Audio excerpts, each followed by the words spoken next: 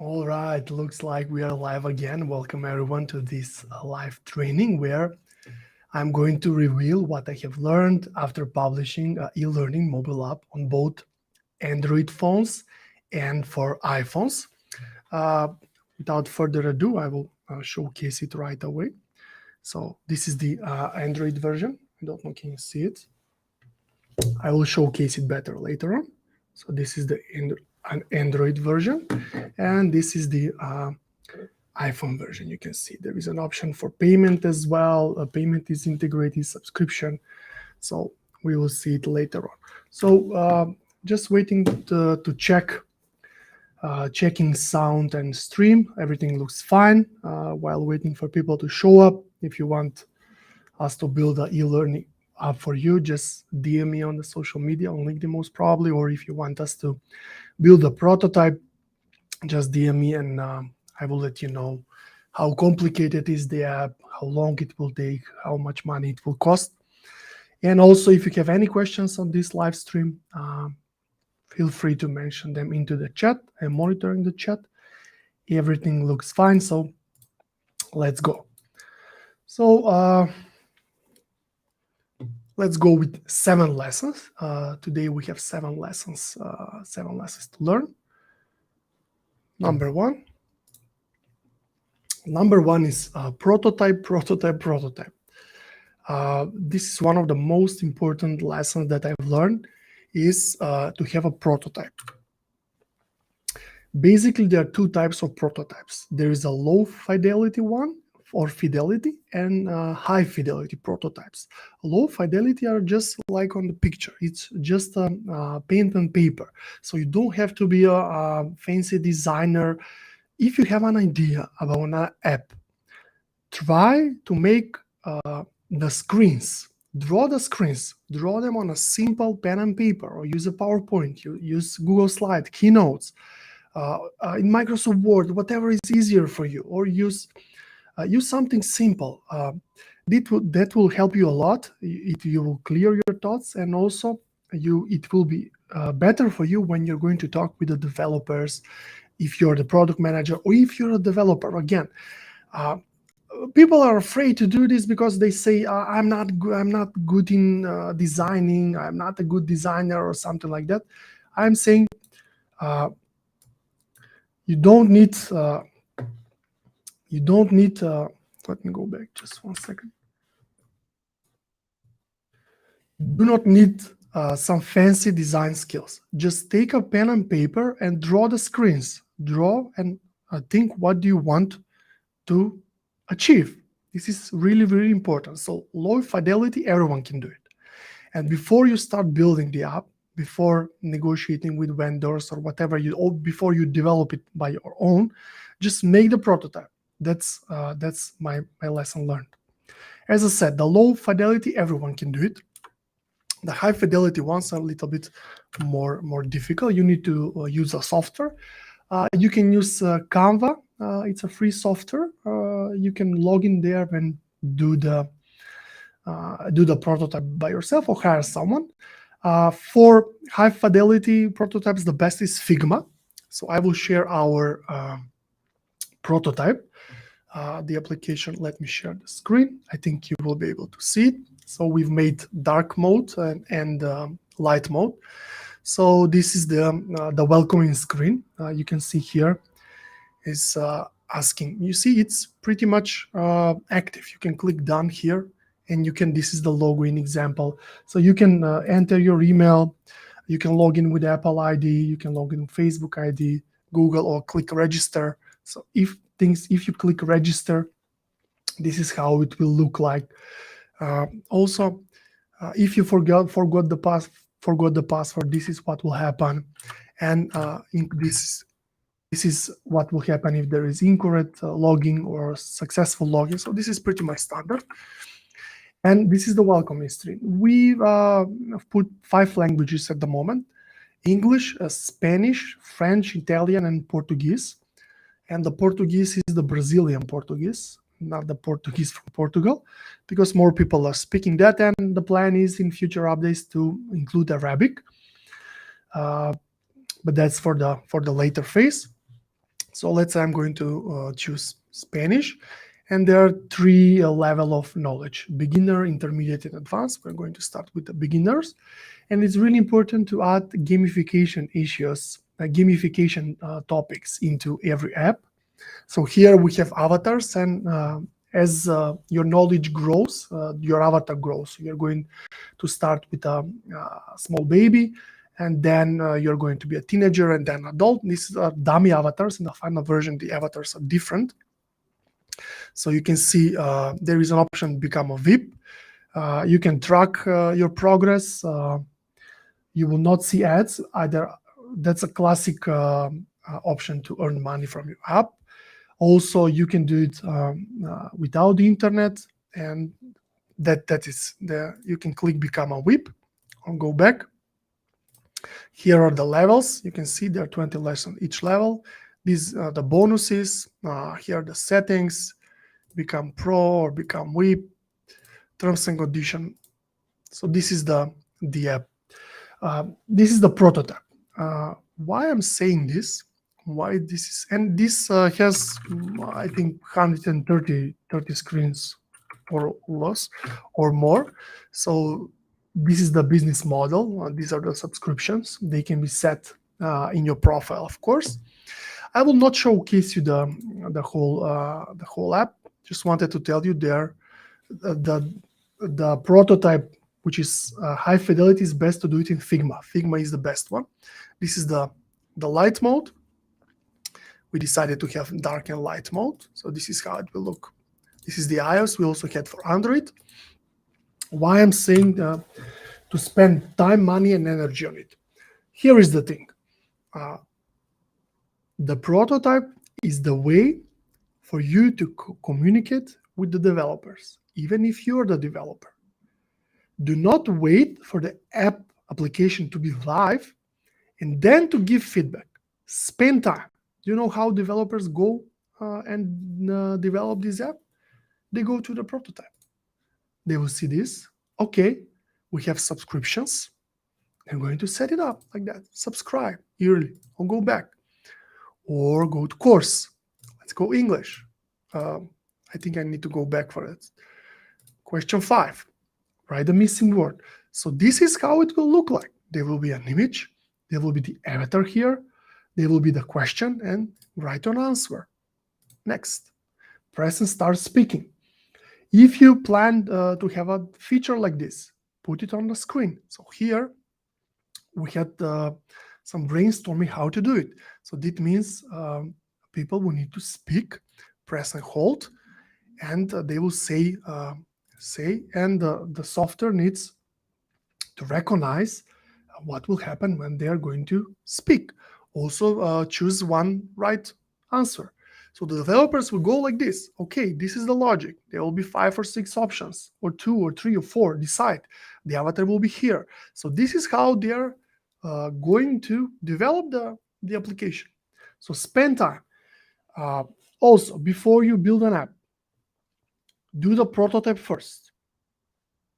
I'm telling you from experience. If you want us to build a prototype for you, let me know. DM me on the social media, most probably on LinkedIn, and we'll do it for you. But do not think that the final app will be much more different than the prototype. The difference will be that it will be live on your phone. But here also I can click. It's pretty much the same. I can log in. I can go next. You can see. Register. Going back to the dark mode. I like it better. You see, this is how the app will look. If you go and download the app, it's called Speak The Lingo. It's pretty much the same. So this is the way how you communicate. So spend time, money, and energy on it. This was my most important lesson. If there is one important lesson, whatever you build, just build the prototype first. And do not expect things to go different when the app will be live.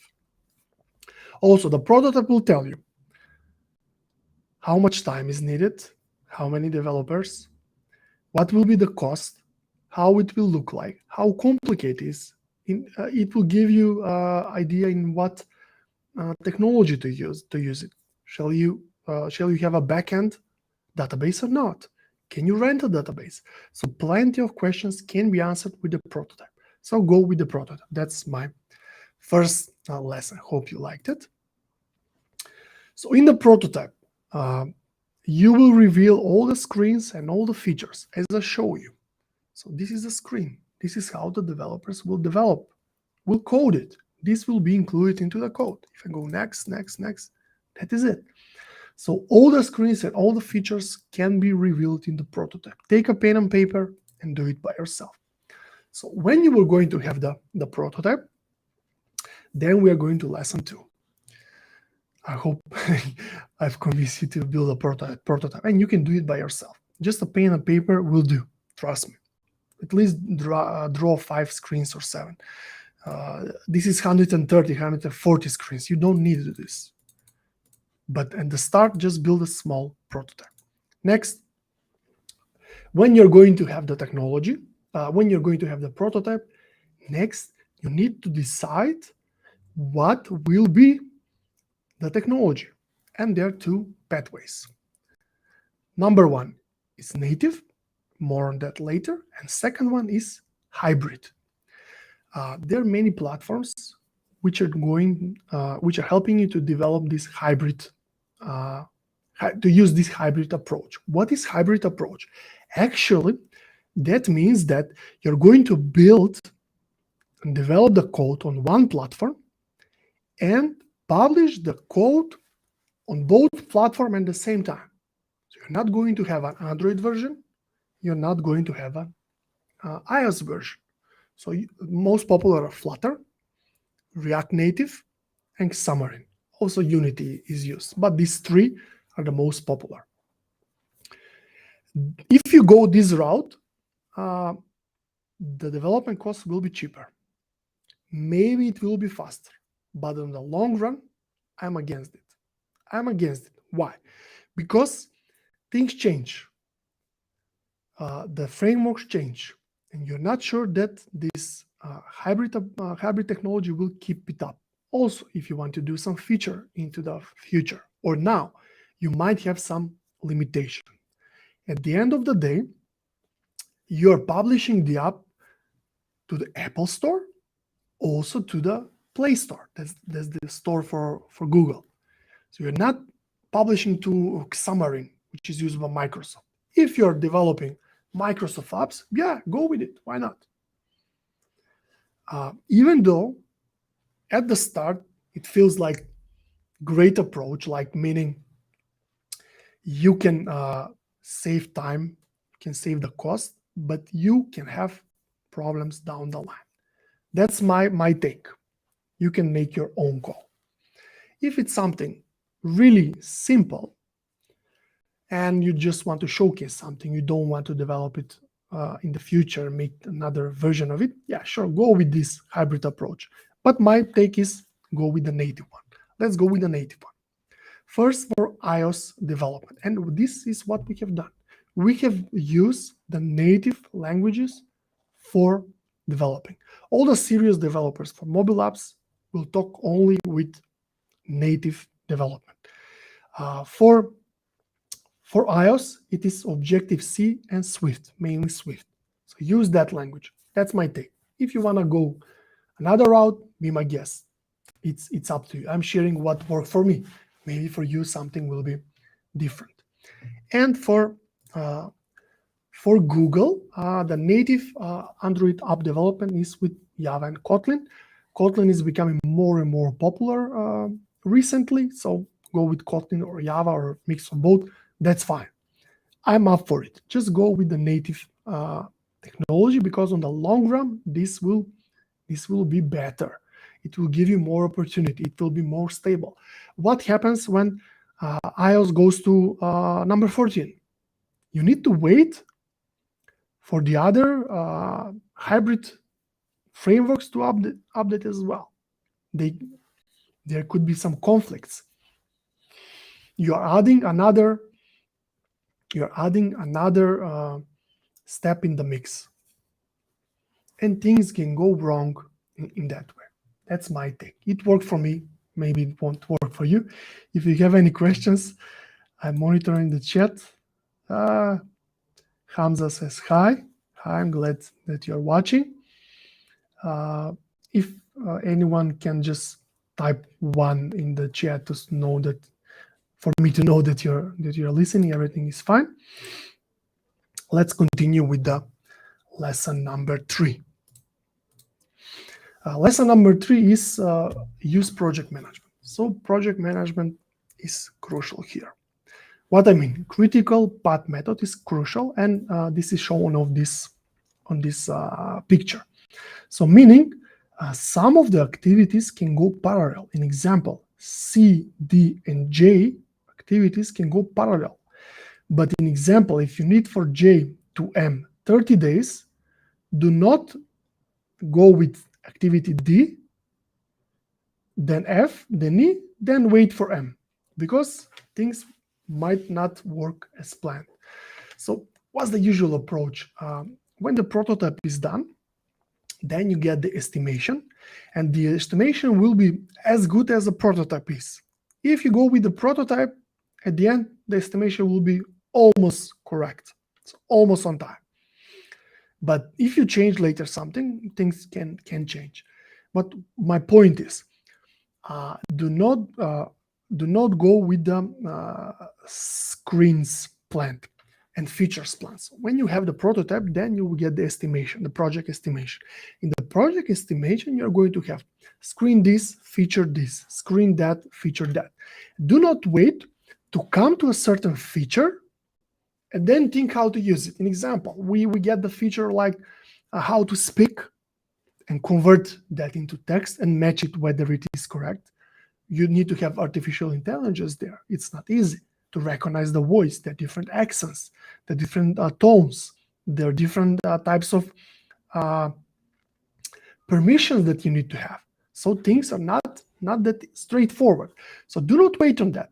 Think which feature would be most difficult and what will take the most time. An example, I will see it later. Applying to publish it on Apple, on Google will take time. So take that into account.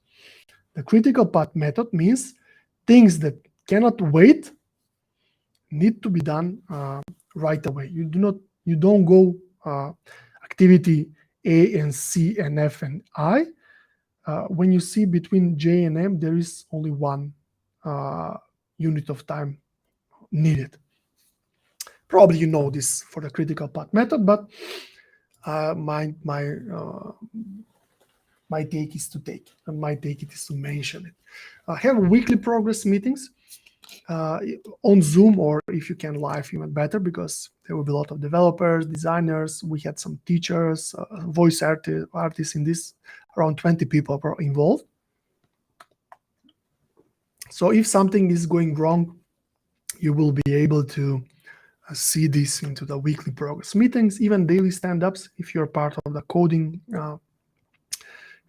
team, just some 5 to 15 minutes daily stand-ups are fine, but weekly progress meetings are crucial. Do not miss them. I know that sometimes we do not want to do this.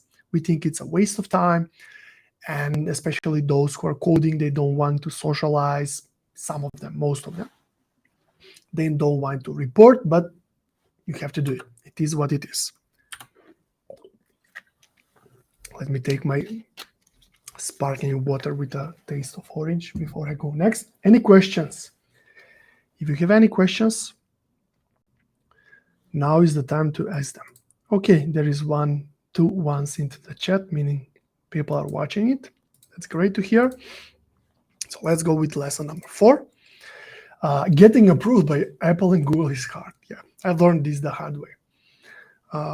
So basically, there are 2 approaches.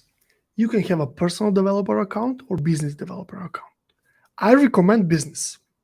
It is more difficult, but the same logic with a hybrid or native frameworks for developing. When it's personal, your name will be published into the Play Store or an App Store. It will not be your business. Also, you can have only one developer accessing that, so they will need to change it. The business one is the professional one. And that it is more difficult. That's why people go with personal. but I recommend business. There are more advantages than disadvantages. Yeah, it can take time. Approving by Google and Apple is difficult, especially if your company is not registered in the USA. If it's registered in the USA, maybe it will be easier. But if it's not, it was difficult for me to register my company, but we have done it. You need to have this dance number. It's a registration number. It's needed by Apple. Registration with Apple is more difficult than with Google. Also, Apple is doing more scrutiny. They're checking more things, checking the privacy. Google is also checking. Don't get me wrong. But in example, you do not need the dance number for Android, but for Apple, you need to have this dance number. You also need to deal with IRS. You need to have applications to state about taxes, whether you are going to pay them in the USA or you're going to pay with your in your country where your company is. This is complicated. Some countries are supported, some of them are not. So you will need to apply to IRS, even if you're not in the USA. So have this in mind. Publishing an app and developing an app is totally different. It's not the same. You will fill some form. You will fill some IRS form. That's fine. And there are some drawbacks there. Your address has to be exactly right, not to have more spaces or things like that. Things can go wrong, but it is what it is. Do not be discouraged by that. We were successful with this. Now we are official Apple partner and Google partner. Apple will also call you on the phone to make sure that you're the one who you're claiming to be. Google didn't call me, but they were also fine. They were also giving me option to they are supportive. They are strict, but they are supportive. They will support you in your journey. And this is what, when I was talking about the critical path method, maybe you will need 30 days for this. So start claiming your business in advance if this is your first time before ending the application. Do not finish the application, then apply for being approved as a business partner with Google and Apple. With business account, we already said that. Do not neglect the legal pages. The legal pages will be needed if you have any social login. If you have a social login with Facebook or with Gmail or with Apple ID, you need to have this. I know it's not that sexy to do this, but it is needed. It is needed. What are the legal pages? And what are the legal pages to have? I will showcase you now. But I was lucky. I was collaborating with my brother, who is a lawyer and also international expert for copyrights and for industrial intellectual property. So it was easier for me, but these were the things that were needed. You need to have terms of service, and you need to maybe do it yourself, or hire someone or hire a lawyer. If you want us to do it for you, just DM me on the social media. I'm happy to talk. I will give you free advice. That's perfectly fine. If you follow up, that's okay. If not, then again, it's okay. You need the terms of service. You need the privacy policy. The privacy policy, you need to have things about GDPR, of course. You need to follow the California Privacy Act as well. You need to follow the privacy law for Canada and also for Australia. Those are the main four. Because you don't know from where your users will come. Your customers will come. They might be from there. So you need to follow all of this. You need to follow GDPR. They are very strict. You need to follow California Privacy Act, Canada, and Australia. That is for now. Things might change in the future. If things change, I will make sure to update you. So you need to involve all of this. I know it's a hassle, but it has to be done. At the end of the day, you want your customers to feel safe. Then you have end user license agreement. This is important. It's extra step, extra layer on top of the terms of service. It's not always needed, but my recommendation to have it. This is when they're going to install the application on their phone. They will agree about this.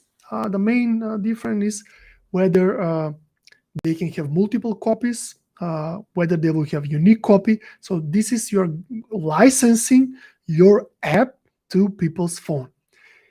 If you do not do this, they can resell your app, and they will be right to do it because you gave them unlimited licensing right. So do this. It's called EULA, EULA, or End User License Agreement. You will need some kind of disclaimers most of the time. Disclaimers will be that you're not providing health advice, fitness advice, or something like that, or wealth advice. So it is good to have some disclaimers. If you're running ads for app installs, you also need disclaimers. And if you have a website, which I recommend to have, we have a website. It's called, let me show it. This is the app. This is the website. About us, contacts. So this is the app. So if you have an app, website, sorry, you need to have cookie policy and cookie declaration. But if you do not have website, it's not a must. It's not a must, but it's requested by GDPR mail. So do not neglect. Do not neglect the legal pages. Lesson 6, things will not go as planned. Welcome to the real world. It's really nice when I'm talking about it live here on the training and talking in hindsight and talking in past, but in real life things will not go as planned. There will be bugs. So what? Even Google has bugs in their apps now. Even Apple has. So what? Don't be scared. Don't be frustrated. One difficult thing is the phone screen size, because you see they're different. This is I don't know, 6.1. This is 6.5. So there are also small phones, big phones. There are all types of phones. So this could be an issue, and you need to test it. Testing is really important. So take the time to test. Take multiple tests. And my take is give the test to a regular user, not a professional tester. On top of the professional tester, give it to a regular user, because they might not figure out some things to do. That means you might change something in the design. If you can give it to real user, that's my take. Test with different phone screen sizes, small phones, big phones, even tablets. Apple versus Google. Apple is more strict, so you will need more time to get permission to publish on Apple, which might be a good thing. I'm more confident in downloading app from the App Store. They're more scrutinized. Google is also scrutinizing, but it's not up to Google. It's Android. Android is open platform. Is open source. So it is what it is. Just have in mind that the scrutiny part can be different. If you're publishing for just one platform, this might not be an issue. And you might know something. You might not know how to do something, and that is okay. That's perfectly fine. We had some things that we didn't know how to do, but at the end of the day, we found a solution. So don't be mad at yourself. Enjoy the ride. Enjoy the journey. Things will be fine. If there are some bugs, you're going to fix them. If you're 1 week early or 2 weeks late, it's fine. Do not be 6 months late. Do not be 6 months late. That's my take. But if you have a good prototype, if you spend time, money, and energy on the prototype, less things can go wrong. That's my take. So spend time on the prototype before you start coding, as I said. And lesson number 7, enjoy the ride. So it will be a great journey. There will be a lot of good laughs. There will be some frustration. There will be late night email checking, WhatsApping, going on Slack. So how bad do you want it? Ask yourself, how bad do you want it? So that is my take. Enjoy the ride. It is a fun ride. It will be an interesting case study at the end of the day. And do not be discouraged. This is a wonderful thing to do. And let me repeat all the. Actually, let's go to the Q&A, and there was one question: can I repeat all the 7 lessons? Of course, I will do it. And there is one more question to mention the tech stack again. Okay, so let's go back.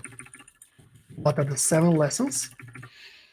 Lesson 1 is prototype, prototype, prototype.